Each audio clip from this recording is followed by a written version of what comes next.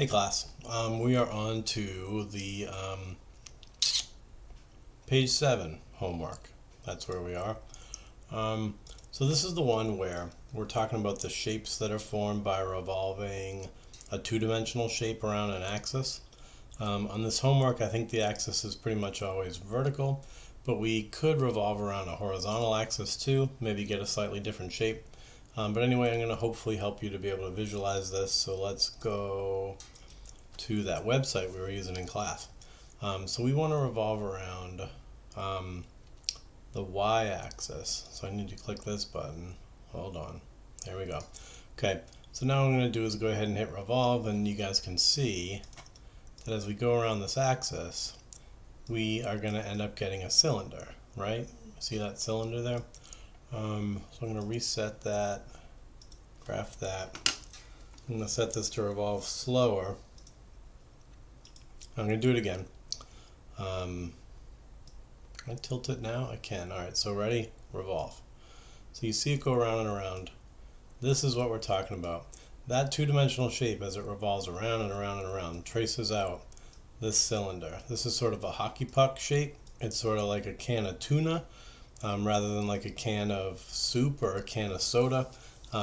We can tell that because its dimensions are that it's not very tall, but its diameter is actually pretty big. So it's got a big diameter, not a very tall height.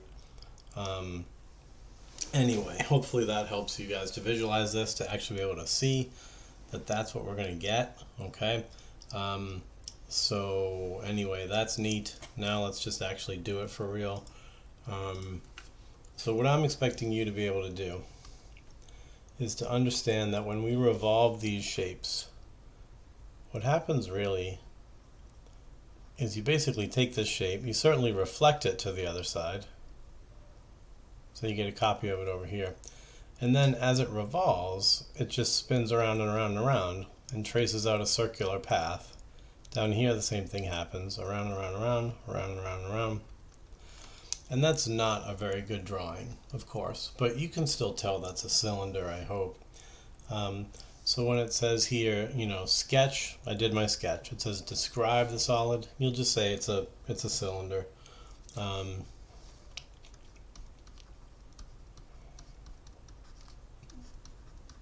So the solid formed is a cylinder.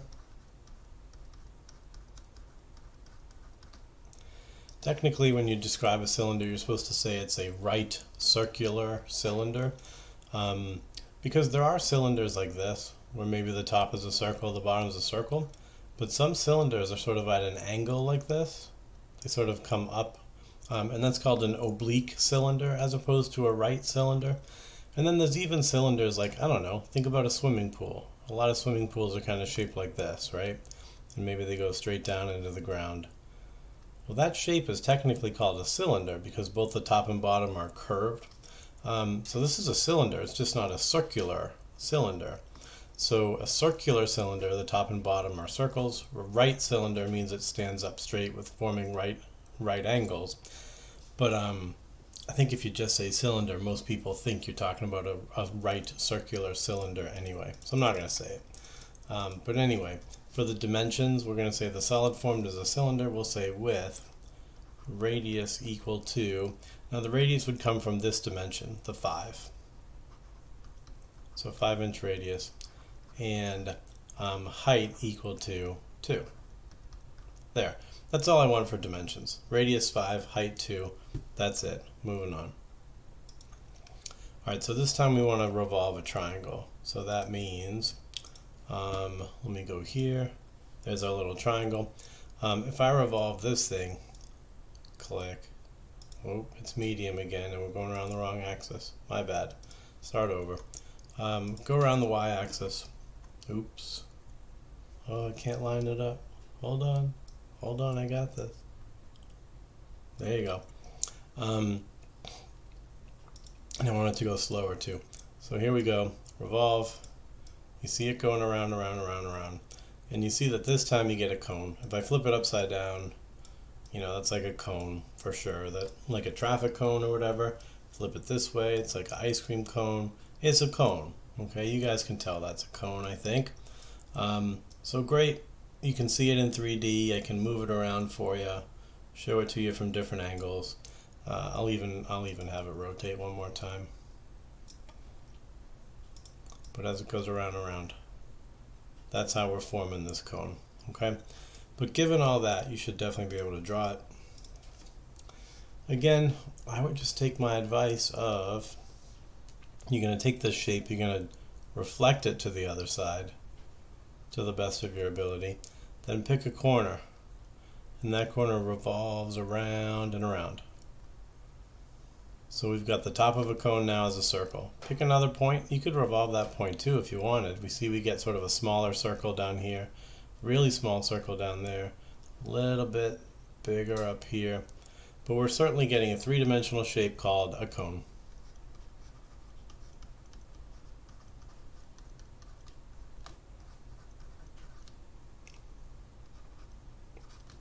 And its radius would be the 5 inches.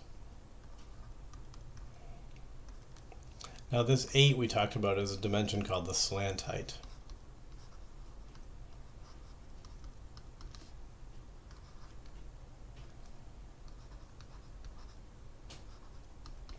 So let's say we wanted to find the actual height. Well, to find the actual height, we could imagine taking this right triangle here. And of course the height would be this. And we could use Pythagorean Theorem to solve for h. We know that 5 and h are the legs. So if we're doing a squared plus b squared equals c squared, we're certainly going to let 5 and h be our legs. And c is our hypotenuse squared, so that's 8. So you've got this 25 plus h squared equals 64. So you take away the 64, or I'm sorry, you take away 25, and what are you left with? I don't know, 64 minus 25? That's apparently 39.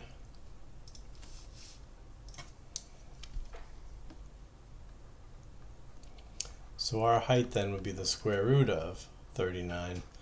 It's somewhat important that you know how to figure that out, so we'll give the height as the square root of 39. So now we've got all three of those dimensions of a cone. We've got the radius, which is definitely important, the height, which is important. The slant height's not that important. Anyway, there you go. Alright, so the next shape they want us to revolve is this guy here. So we see we've got sort of this triangular piece here up above the x-axis. We've got a rectangle down here below the x-axis. The whole thing is a trapezoid. So if I were to revolve, I wonder what I'll get. Let's find out. So around it goes. So we get this thing that looks kind of like a tent, maybe? I don't know, call it a tent. But we can see that what happened was the rectangular part down here, as it spun, it traced out a cylinder. And the triangular part up here, as it spun, it traced out a cone. So we end up getting this composite shape. We get a composite figure formed of a cylinder with a cone on top, and that's it. That's definitely how we want to view this. Okay, however you want to look at it, what we've got is a cylinder with a cone on top of it. So let's go talk about it. Let's go give its dimensions. So what is this? The figure is a cylinder with a cone on top, period. For dimensions, I would do it separately. So I'd do dimensions for the cylinder, dimensions for the cone. For the cylinder, the radius is going to come from that 5 right there. So the radius is 5. For the cylinder, the height is going to come from the 10. It's going to come from this dimension of our rectangle. So the height is 10 meters. For the cone, the radius, it's going to be the same radius, because that same dimension of 5 meters is going to trace out the base of our cone. So that's 5 meters. Now the height of our cone is going to come from the 6. But there you go. You could give the slant height here if you wanted to as well. You'd have to do Pythagorean Theorem to figure out what the slant height is. I'm not going to do it because I don't think I care. If you're giving me the radius and the height, you're going to be just fine. Okay? Let's do 4. So 4 is another weird one. Not that weird. But at number 4, you see that we're gonna be trying to revolve these sort of two right triangles, right, that fit together like this. Okay, I don't know what I'm doing with that. Set that back. All right, again, we want to be going across the y-axis. Perfect. We want to be rotating slowly, but go ahead and revolve, and around they go. What you see happening is you get two cones, right? You get two cones that share the same vertex, meaning they're sort of tip to tip, I guess, instead of base to base. I don't know. What do you want to call this? Looks kind of like a yo-yo. Looks kind of like a TIE fighter from Star Wars. I don't know. Whatever you want to call it. I'm going to call it two cones with a common vertex. Okay? So sure, whatever. Let's go try to draw this, and let's go give the dimensions. All right. So we get a cone. So on top I see a cone like this coming down to a point. Then there's another one connected right to it. Coming around like that. I don't know. That's the best I can do for a drawing for the moment. So the figure is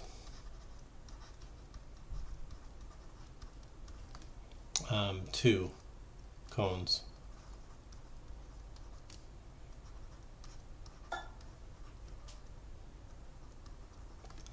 With a common vertex, which essentially just means they meet at that point right there, right? So what's the radius? Well, the radius is going to come from this dimension here, the one that revolves around and around. Radius is 4 centimeters. Each cone has a height equal to 3 centimeters. So yeah, the overall height of the whole thing is 6. But I think if we're talking about one cone at a time, which probably we want to be doing, you'd say the radius is 4, the height is 3.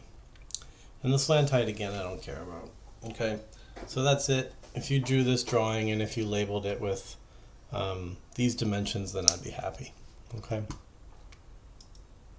All right, so now we're revolving. Oh, I can turn this other thing off. Let's bring this down. All right, so we'll phase that out. Now, they want us to revolve the semicircle. So sure, I'll do that. Around the y-axis, fine. Then this point here would bounce over to -5. This whole semicircle would bounce over. And as we rotate, rotate, rotate, you guys can see that what we're going to get is a sphere with a radius that's equal to, well, 5, because the center is 0. We go out to 5, so the radius is 5 units. I think that's what they want us to say, right? Include all the known dimensions. For a sphere, the only dimension is the radius. Well, now they want us to revolve around the x-axis. So, okay, if I do that, then this half actually revolves down and just coincides with the bottom half. This point revolves around and gives us a sort of a circular base. So what are we getting? We're getting only a hemisphere with the same radius of 5.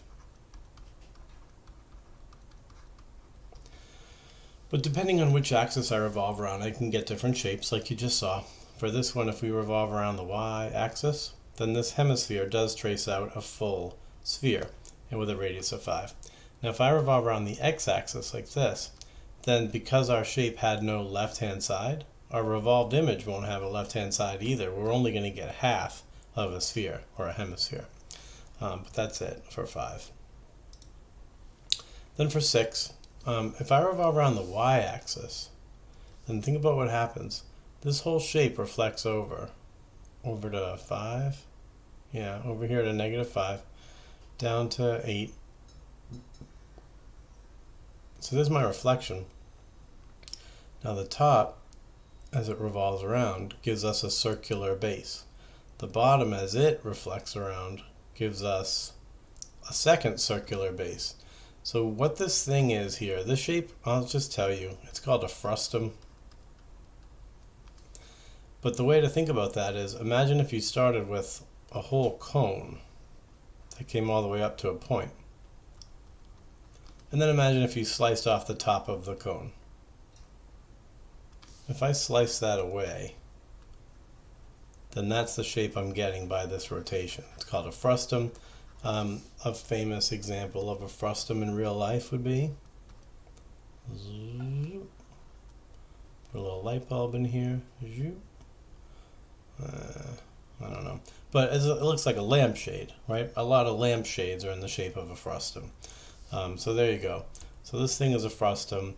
I would say, I don't know, I'd say small radius, meaning the radius at the top was 5 units. The bigger radius is the radius at the bottom, which is 8.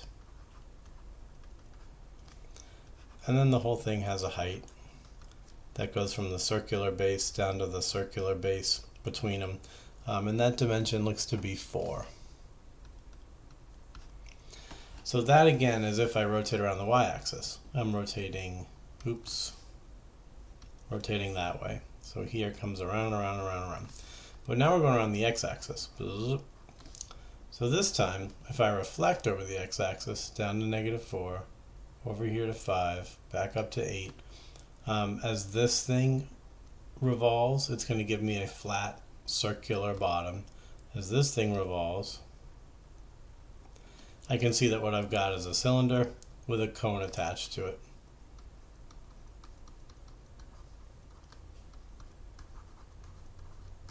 So it's a cylinder plus a cone.